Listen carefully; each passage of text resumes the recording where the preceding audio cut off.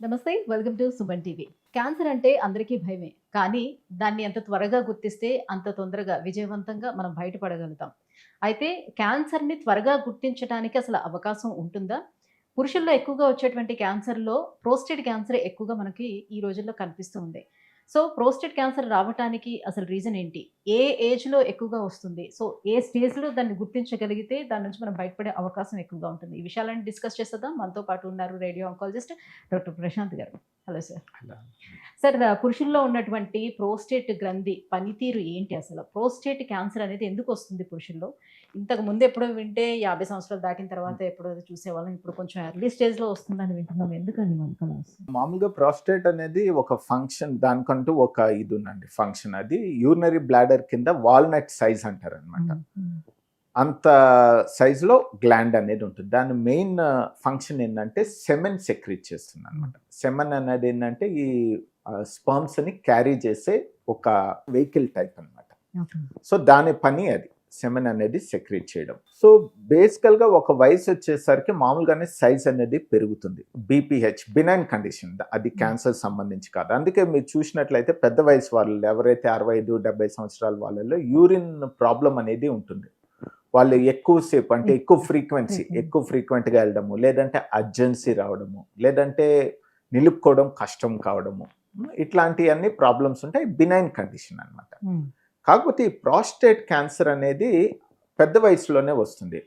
కామన్గా మనం 60 సంవత్సరాలు దాటిన పురుషుల్లోనే ఎక్కువగా చూస్తుంటాం. అది అందులో చాలామంది కన్ఫ్యూజ్ అవుతారు అనమాట బినైన్ కండిషన్కి క్యాన్సర్కి. బినైన్ కండిషన్ అనేది చాలా కామన్. అందుకే పెద్ద వయసు వాళ్ళలో యూరినరీ కంప్లైంట్స్ అనేవి ఉంటాయి. వాళ్ళు యూరాలజిస్ట్ దగ్గరికి వెళ్ళినట్లయితే సింపుల్ టెస్ట్లు కొన్ని చేస్తారు. దానికి సంబంధించింది మైల్డ్గా ఉంటే ట్యాబ్లెట్స్తో వాళ్ళకి కంట్రోల్ అయిపోతుంది. కొంచెం మరీ అడ్వాన్స్డ్ ఉంటే దానికి సర్జరీ చేయాల్సి ఉంటుంది. ప్రాస్టేట్ క్యాన్సర్ వచ్చేసరికి ఏంటంటే అది డిఫరెంట్ అనమాట. ఈ పిఎస్ఏ అనేది ఒక బ్లడ్లో చూస్తాం అనమాట. అది ఎలివేట్ అయి ఉంటుంది. అది ఎలివేట్ అయినప్పుడు మనం ఎంఆర్ఐ చేసి మనకి అనుమానంగా ఉంటే, అంటే క్యాన్సర్ లాగా మనకి అనిపిస్తే లీషన్ ఉంటే దాని నుంచి బయాప్సీ చేయడము. బయాప్సీ అంటే ముక్క పరీక్ష చేసి నిర్ధారణ అయ్యాక పిఎస్ఎంఏ పెట్ స్కాన్ అని ఉంటుందండి. పిఎస్ఎంఏ అది చేసి ఏ స్టేజ్లో ఉందని చూసుకొని దానికి సంబంధించి మనం ట్రీట్మెంట్ ఇవ్వడం జరుగుతుంది. అంటే వెరీ స్టార్టింగ్ స్టేజ్‌లో ప్రోస్టేట్ క్యాన్సర్‌ని గుర్తించడం సాధ్యం అవుతుందా? లేకపోతే థర్డ్, ఫోర్త్ స్టేజ్ వరకు ఇది అసలు బయటపడదంటారా? దాని లక్షణాలు ఏం తెలియకుండా ఉంటాయి? యాక్చువల్గా ప్రాస్టేట్ క్యాన్సర్లో 3వ స్టేజ్ వరకు ఏం సిమ్టమ్స్ ఉండవండి. అందుకే స్క్రీనింగ్లో ఇప్పుడు ప్రాస్టేట్ క్యాన్సర్ని కూడా చేర్చడం జరిగింది. ఎవరైతే 50-55 సంవత్సరాలు దాటారో కనీసం 3 సంవత్సరాలకు ఒకసారి simple PSA test, blood test అది అన్ని చోట్ల అందుబాటులో ఉంది. ఈవెన్ చిన్న టౌన్స్లో కూడా ఆ టెస్ట్ అనేది అవైలబుల్ ఉంటుందండి. పెద్ద ఎక్స్పెన్సివ్ కూడా ఏం కాదు. సో అది రెగ్యులర్గా చేసుకోండి అని చెప్తాం అనమాట. ఎందుకంటే ఈ ఫస్ట్ కానీ సెకండ్ స్టేజ్లో అసలేం సిమ్టమ్స్ ఉండవు, నార్మల్గా ఉంటారు. నేను యాక్చువల్గా నిన్నే చూశాను. మేము మా హాస్పిటల్లో ఈ స్క్రీనింగ్ చేస్తున్నాం, cancer screening, free screening camp అని పెట్టామన్నమాట. 75 పేషెంట్ వాళ్ళ రిలేటివ్ 75 సంవత్సరాల అతను మామూలుగా పిఎస్ఏ చేశారు, జస్ట్ పార్ట్ ఆఫ్ స్క్రీనింగ్. ఏం సిమ్టమ్స్ లేవు ఆయనకి. చూస్తే పిఎస్ఏ 4 కన్నా తక్కువ ఉండాల్సింది 10 ఉంది. మేము ఎంఆర్ఐ చేస్తే చిన్న లీషన్ అనేది బయటపడింది.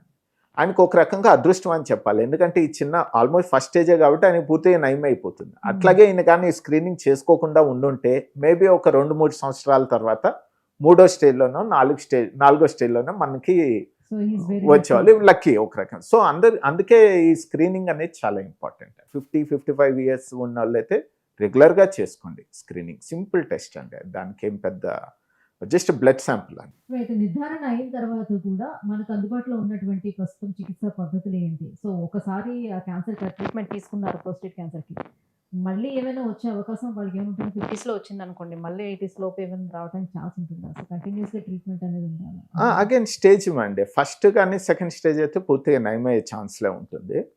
సో మీరు ట్రీట్మెంట్కి వచ్చేసరికి again depends on the stage. First కానీ సెకండ్ కానీ వాటి స్టేజ్లో అయితే మనం సర్జరీకి వెళ్ళొచ్చు.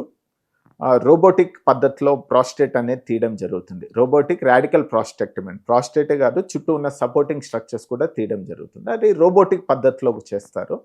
ఇప్పుడు రేడియేషన్లో కూడా చాలా అడ్వాన్స్మెంట్స్ వచ్చాయండి. సో ఎవరైతే సర్జరీకి వెళ్ళలేరో, అంటే పెద్ద వయసు వాళ్ళలోనే వస్తుంది కదా, వాళ్ళకి షుగర్, బీపీ, హార్ట్ ప్రాబ్లమ్స్ ఇట్లాంటివన్నీ ఉన్నప్పుడు వాళ్ళు రేడియేషన్కి వెళ్ళొచ్చండి. రేడియేషన్ సర్జరీ ఈక్వల్ రిజల్ట్స్ ఉంటాయి.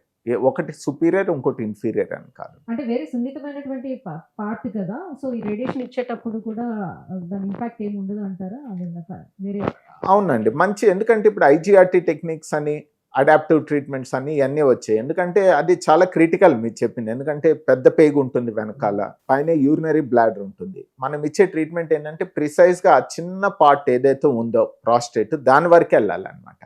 సో ఇప్పుడున్న అడ్వాన్స్ టెక్నాలజీస్లో అది మేము అంటే రోజు పేషెంట్కి సిటీ స్కాన్ తీయడం, సిబిసిటీ అంటారు, తీసుకొని ప్రిసైజ్గా లొకేట్ చేసి టార్గెటెడ్గా ప్రిసైజ్గా రేడియేషన్ డెలివరీ చేయడం జరుగుతుంది. ఇంకోటి ఏంటంటే ఇది వరకు 6 నుంచి 8 వారాలు ఇచ్చేవాళ్ళు ట్రీట్మెంట్. బట్ ఇప్పుడున్న అడ్వాన్స్ లేటెస్ట్ టెక్నిక్స్లో ఒక్కోసారి 5 సిట్టింగ్స్లోనే కంప్లీట్ చేసేస్తాం, వారంలోనే అయిపోతుంది ట్రీట్మెంట్.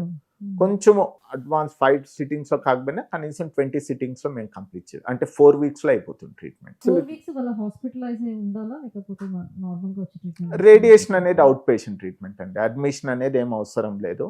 డైలీ ఒక 20 to 30 minutes ఉంటుంది ట్రీట్మెంట్. రోజు ఆ టైంకి వచ్చి చేసుకుని అవుట్ పేషెంట్ ఇంటికి వెళ్ళిపోవచ్చు వాళ్ళు. సో అదేం ప్రాబ్లం కాదు.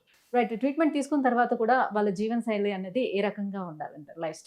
లైఫ్ స్టైల్ అనేది ఒక్కోసారి కొంచెం అడ్వాన్స్ స్టేజ్లో వచ్చినట్లయితే మేము హార్మోనల్ ఏడిటి అంటాం అనమాట. అంటే వాళ్ళ బాడీలో ఈ టెస్టోస్టెరాన్ లెవెల్స్ సప్రెస్ చేస్తాం మేము కనీసం సంవత్సరం నుంచి 2 సంవత్సరాల వరకు. సో అది తీసుకున్నప్పుడు ఏంటంటే ఆబ్వియస్లీ టెస్టోస్టెరాన్ లెవెల్స్ తక్కువ ఉన్నప్పుడు వాళ్ళకి ఆడవాళ్ళలో మెనోపాస్ సిమ్టమ్స్ ఏమేమి ఉంటాయి, పాల్పిటేషన్స్, స్వెటింగ్, ప్లస్ సెక్షువల్ యాక్టివిటీలో పాల్గొనలేరు, ఇవన్నీ ఉంటాయండి. బట్ తప్పదు, అది 1 to 2 years మేము సజెస్ట్ చేస్తాము. ఆ తర్వాత అది ఆపేస్తాం. అది సో అంటే ఆఫ్టర్ దట్ కూడా వాళ్ళ లైఫ్ స్టైల్ అలానే ఉంటుందా, లేకపోతే అంటే వాళ్ళకి ఏమైనా ఎరెక్టైల్ డిస్ఫంక్షన్స్ రావటం కానీ, లేకపోతే ఆ quality of life more or less same ఉంటుందండి. ఇప్పుడున్న రేడియేషన్ పద్ధతిలో మేము ఆ పినైల్ బల్బ్ అనేది, అంటే ఆ నర్వ్స్, క్రిటికల్ నర్వ్స్ ఏవైతే ఉంటాయో ఎరెక్టైల్ ఫంక్షన్ కి, అవన్నీ మేము స్పేర్ చేస్తాం. అంటే రేడియేషన్ తో డ్యామేజ్ కాకుండా చేస్తాం కాబట్టి అదేం ప్రాబ్లం ఉండదు. బట్ ఆ హార్మోనల్ ట్రీట్మెంట్, ఆ సప్రెస్ అయిన ట్రీట్మెంట్ జరిగిన రోజులు కొంచెం ఇబ్బంది అయితే పడతారు, చాలా వరకు క్యూర్ అవుద్ది. బట్ అదే అనమాట, ఒకవేళ 4వ స్టేజ్లో వచ్చారనుకోండి, ఈ జీవితాంతం వాడుకోవాలండి ఈ హార్మోనల్ ఇంజెక్షన్స్, ఇవన్నీ వాళ్ళు ఎప్పటికీ వాడాల్సి వస్తుంది. అందుకే స్క్రీనింగ్ చేసుకోవడం వల్ల మనం ముందుగా డయాగ్నోస్ చేసినట్లయితే ఇంత ఎక్స్టెన్సివ్ ట్రీట్మెంట్ నుంచి వాళ్ళు కాపాడుకోవచ్చు. Thank you sir. Prostate cancer రావడానికి రీజన్స్ అండ్ ఎన్ని ఇయర్స్ తర్వాత రెగ్యులర్గా పురుషుల్లో స్క్రీనింగ్ చేసుకోవాల్సిన నీడ్ ఉంటుంది, సో దీనికి అందుబాటులో ఉన్నటువంటి ట్రీట్మెంట్స్ గురించి కూడా ఎక్స్ప్లెయిన్ చేసినందుకు థ్యాంక్ యూ. Thank you.